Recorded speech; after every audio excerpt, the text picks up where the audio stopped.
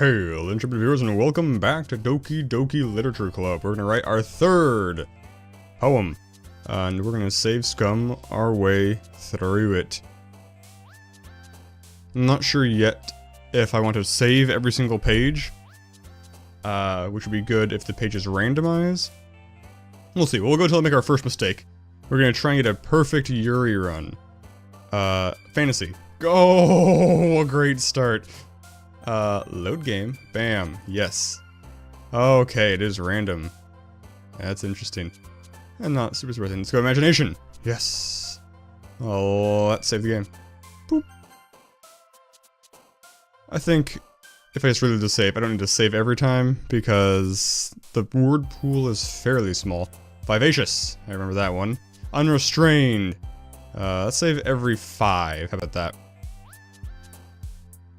Effulgent was her, right? Yes, it was. Save. Let's save every 4. I don't know. We'll save whenever I feel like it. Gosh dang, I don't need a freaking pattern. I'm a grown man.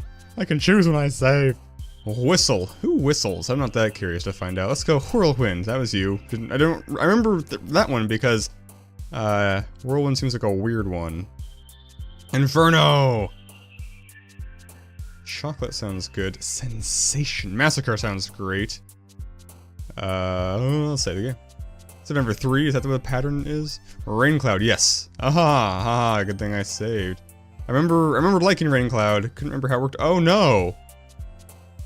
That's not how the saves work, apparently. Okay, let's fast forward while I friggin' do this legit.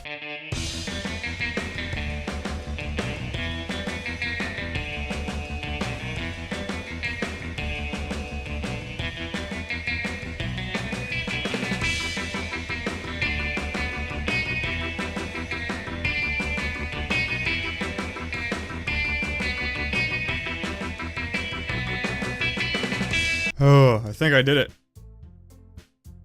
And this big old list of words. Words that worked, words that didn't work. I can't even read that, it's too blasted out by my light. But, to the best of my observational skills, she jumped at 20 out of 20. Oh man, I'm the last one here again. Dang it, Monica, don't worry, I just walked in too. Were you practicing piano again? Yeah. Ha ha ha ha ha ha. You must have a lot of determination starting this club and now picking up piano. Well, maybe not determination, but I guess passion. Remember that the club wouldn't be here if it wasn't for all of you. And I'm super happy that you're all willing to help out for the festival too. Yeah, I can't wait for the festival. It's gonna be great. Eh? Weren't you complaining about it just yesterday, Natsuki? Well, yeah, see, I'm not talking about our part of the festival, but it's a whole day of school where we get to play and eat all kinds of delicious food. You sound a bit like Sayori all of a sudden. Monica, do they usually have fried squid? Squid? That's a pretty specific thing to look forward to. Oh, come on. Are you saying you don't like squid? You of all people? Eh? I didn't say I don't like it. Besides, what do you mean by you of all people? Because, see? It's right in your name, see? Mon-Ika. Eh? That's not how you say my name at all. Also, that joke makes no sense in translation. Ah, never mind. Let's just focus on our own event for now, okay? Fine, fine. Your reactions aren't as fun as Yuri's or Sayori's anyway. Excuse me. Where is Sayori anyway? Did she cut herself? Because I didn't say I wanted to walk with her, or said I'd ditch her in a heartbeat if I could. Oh, there you are. Please tell me she's all goth now. Sayori is sitting at a desk in the corner of the room looking down at nothing. I walk over to her. Hey, Sayori. I wave my hand in front of her face. She's been lobotomized. Eh? You're spacing out again. Ah. Sorry. Don't mind me. You can go talk to everyone else. Huh. Is everything alright? Of course. Why wouldn't it be? It just feels like you're a little off. Sorry for assuming things. Jeez, you worry too much about me. I'm fine, see? Sayori shows me a big smile, but I can hear the screams behind her eyes. Don't let me distract you from having fun with everyone. Well, alright, if you say so. I worriedly glance at Sayori before turning back toward everyone else, but the conversation is already dispersed with everyone back at their usual activities. Maybe I should ask Monica if she's noticed anything about Sayori recently. Since they've been preparing for the festival, they must be spending a lot of time together. I timidly approach Monica, who is shuffling through some papers at her desk. Foe, what's up? Hey, this might sound a little strange, but have you noticed anything up with Sayori recently? Anything up with her? In what way do you mean? Maybe I'm reading into it a little too much, but she seems a bit downcast today. Oh, you think so? I can't say I've noticed anything about her. Monica peers across the room at Sayori, who is idly dragging a rubber eraser up and down her desk. Maybe there is something on her mind, but I'm not surprised I'm the one you're asking for. You certainly know her a lot better than I do. Yeah, but she's never really like this. She's always talked to me about things that bothered her. But this time when I asked her, she was really dismissive. Sorry, I know it's not your problem. I just wanted to ask if you knew anything, so I'll drop it now. No. It's important to me too. I mean, I'm also friends with her, and I also care about the well-being of my club members, you know? Maybe I'll try talking to her myself. Maybe, eh? Are you sure about that? Talking? That's radical! She seems like she wanted to be left alone. Are you sure? Maybe she just had a hard time bringing it up with the person of interest. Person of interest? What do you mean by that? Tell me! I'm saying that maybe the thing on her mind is you, Foe. Me? How on earth would you come to that conclusion? Well, I probably shouldn't say too much, but Sayori talks about you more than anything else, you know? Eh? She's been so much happier ever since you joined the club. You've joined the club. It's like an extra light has turned on inside her. What a waste of power. What? No way. Sayori is always like that. She's always been full of sunshine. From lights. It's not any different now than it always has been. You're so funny, Phil. Have you thought of that? Maybe you've always seen her as so cheerful? Because that's just how she is when she's around you? I said too much. I'm sorry, what do I know anyway? I ate too many beans. I didn't mean to jump on to conclusions, so you could just forget about what I said. I'll try to talk to her, so try not to think about it for now. Try not to think about it for now. Alright. Monica smiles meaningfully. I don't even know what, what's that? What's a meaningful smile? I know she said to forget about it. Forget about it, but I already know that I won't be able to get her words out of my head. No kidding. Monica stands up from her desk and walks across the room to where Sayori is standing. What the fuck, Sayori? I watch her kneel down next to Sayori and gently talk to her, but she's keeping her voice so quiet that I can't hear her from here. I sigh and sit myself down. I know Sayori told me not to worry about her and to have fun with everyone else, but that's impossible to do when she's behaving like this. Exactly how much do I care about her that I'm letting this weigh on me down so much? Now it feels like I'm the one behaving out of the ordinary. But there's nothing I can do besides wait for Monica. Why does it feel like I'm being watched? I glance around the room. Suddenly, I notice Yuri peering at me from over her book. You creeper. But she always looks that way. But she looks away just as quickly with a flustered look on her face. I realize that she won't get anywhere like this. I've never really seen Yuri approach anyone or start a conversation on her own accord, so I have no choice but to approach her myself. By now, it's a little easier for me to do that. I stand up from my desk and sit in one next to her own. I didn't mean to bother you or anything. Relax, you didn't even do anything. Obnoxiously self-conscious. But I could tell you wanted to be alone with your thoughts. Alone with my thoughts? How were you even able to tell that I was thinking like that? Because you have a bad poker face? Well, it's something that I do a lot, so it wasn't hard for me to spot based on your posture and expression. Not that I was staring or anything. I didn't do anything creepy like that. In any case, I guess you're right. I'm sorry if I caused you any concern. Don't apologize, your troubles are the only concern of those who willingly share in that concern. Of course, there are certainly those who find the most comfort in keeping to themselves. But if you would prefer to share what's on your mind, then I would be glad to listen. It's really not that big a deal. I was just feeling a bit uneasy about Sayori. Sayori. Yeah, she seems a little off today, but when I asked her about it, she didn't want to admit it to me. So I can't help but wonder if something happened to her. Oh, that's quite romantic. Eh? So sorry, I didn't mean to say something stupid. It's not that, I just didn't want you to misunderstand. Sayori and I have just been friends for a long time, that's all. I see. Then perhaps it is unusual for her to be dismissive to you about her feelings. Or maybe I'm just reading into it a little too much. Foe, the world is full of meaning, often hidden deep beneath plain sight, and there are many untold mysteries behind every person, no matter how well you may know them. Okay, so you think that there might be something behind it after all? I think that Sayori is a very complex person. Her mannerisms on the outside don't always match what may be going on inside her head, and she may not always know what she wants. I noticed her strange behavior today too, and I always feel some concern for her. but in your case it looks like she was fully occupying your thoughts, wasn't she? Well, I guess that was the case. Sayori, she really means a lot to you, doesn't she? I guess? But you don't need to put it that way. We're just good friends, that's all. Yuri suddenly looks deeply into my eyes. Her expression is gentle and curious, as if she was searching for something. Embarrassed, I avert my gaze. Sometimes a person's mysteries are untold even to themselves, and you, as someone honest and caring, may uncover feelings you weren't aware were in you. That is, I think that she would be a very fortunate person to have you feel that way about her. Yuri, you're giving me too much credit. I'm a pretty simple guy, so I think I'm pretty good at understanding my own feelings. I'm not nearly as sophisticated as you. Aha, that's not a compliment, is it? It is what it is. Oh, it'll gag me. Anyway, as long as we're here, why don't we do some reading. Well, as long as you're okay with it, yeah. I should be taking my mind off this whole thing anyway. So we'll flaunt our relationship right in front of Sayori. Really just drive that nail home. Okay, everyone. After some time passes, Monika calls her to the clubroom. Why don't we share our poems now? Before I know it, everyone is back to normal. Everyone goes to retrieve their poems, and I do the same. I make eye contact with Monika, and she smiles at me. I wonder what she was talking about with Sayori. Let's share with the same order as always. Hi, Fo. Have you thought about what you want to submit to perform at the festival?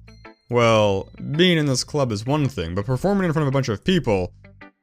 I'll have to give it some more thought. Okay, no pressure, but whatever you do, I'm sure it'll turn out great, and it better be amazing or else you're off the club. It would also make me happy to see...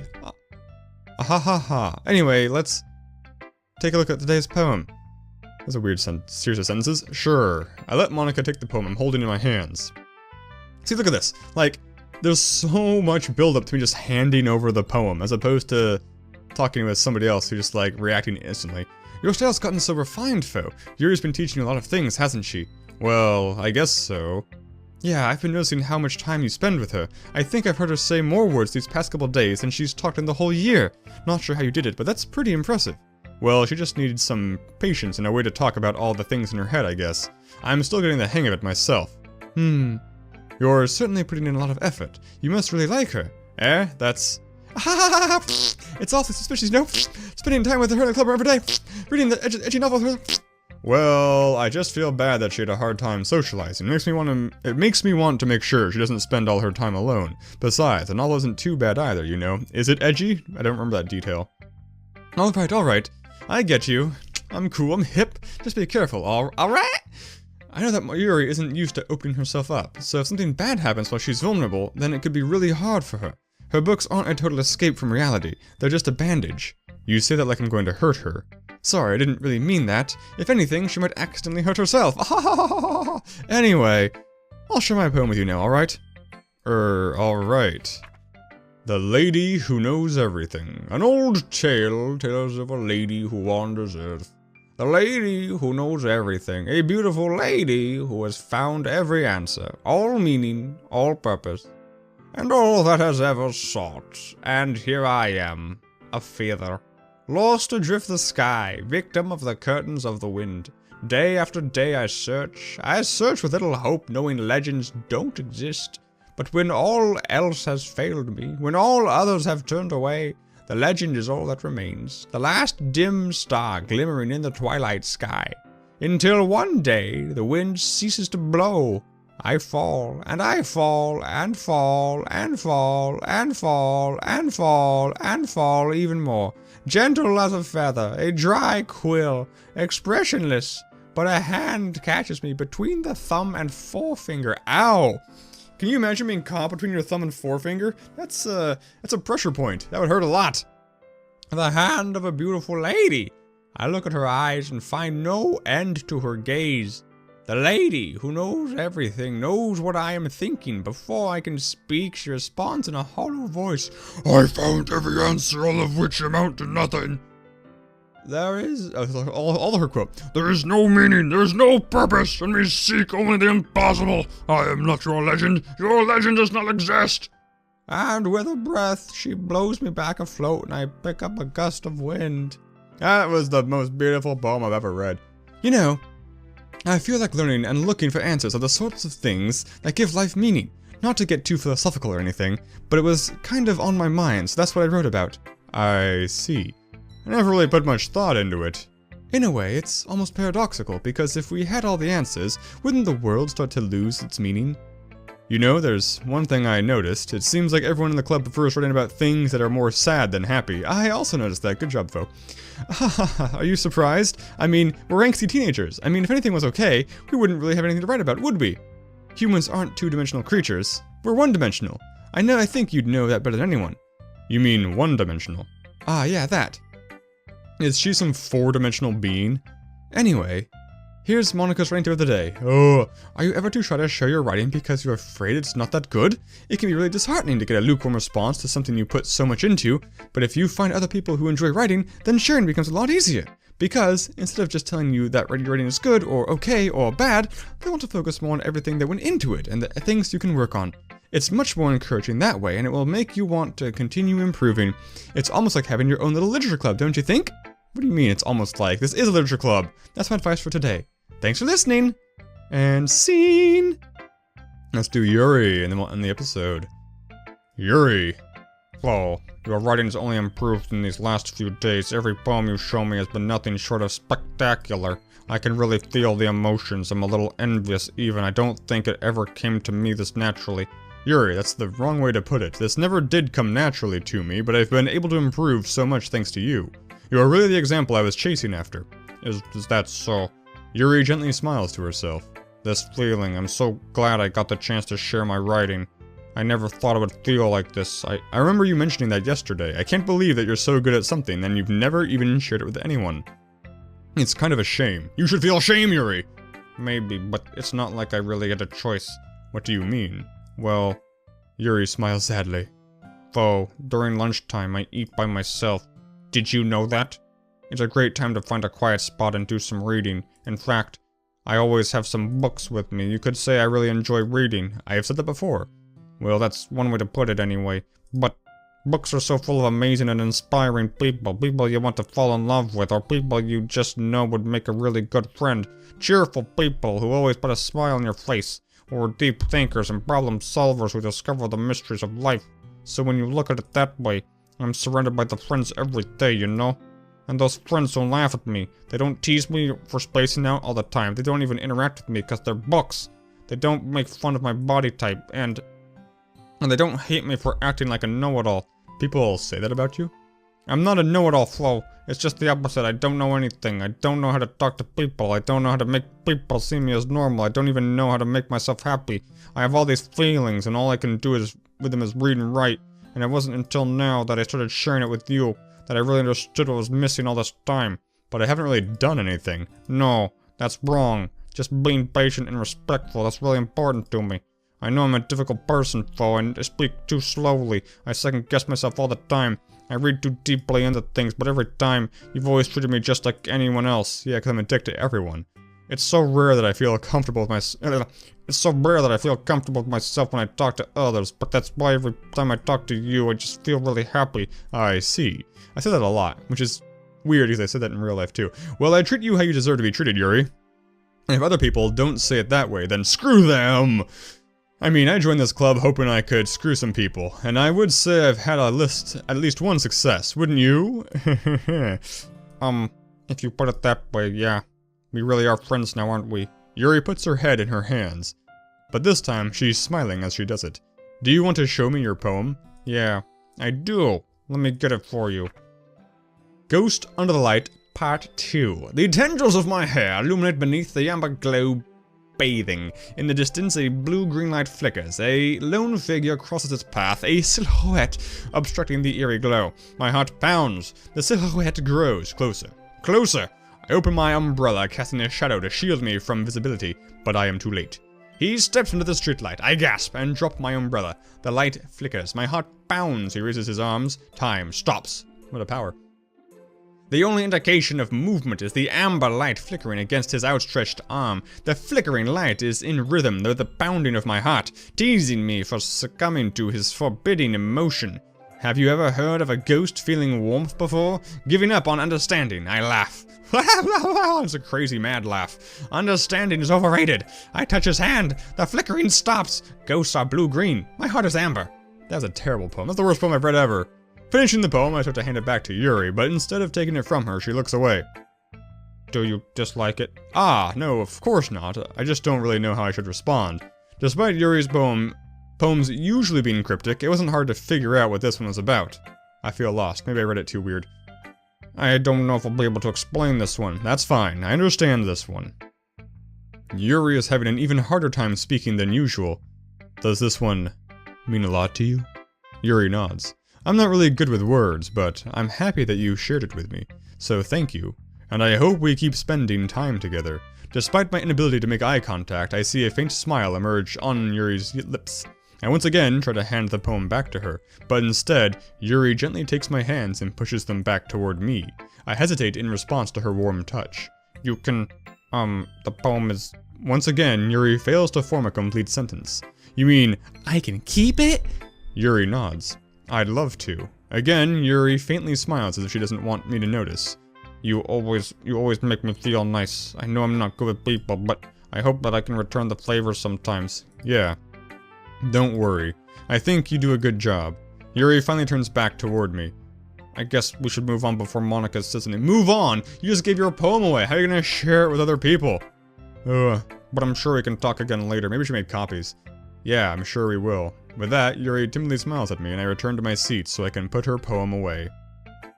Okay, that was that. Things still not full-on weird, but I feel like we're on the brink. Hopefully... Save here. Hopefully, we get weird soon, but we'll see. Thanks for watching, guys. Signature catchphrase.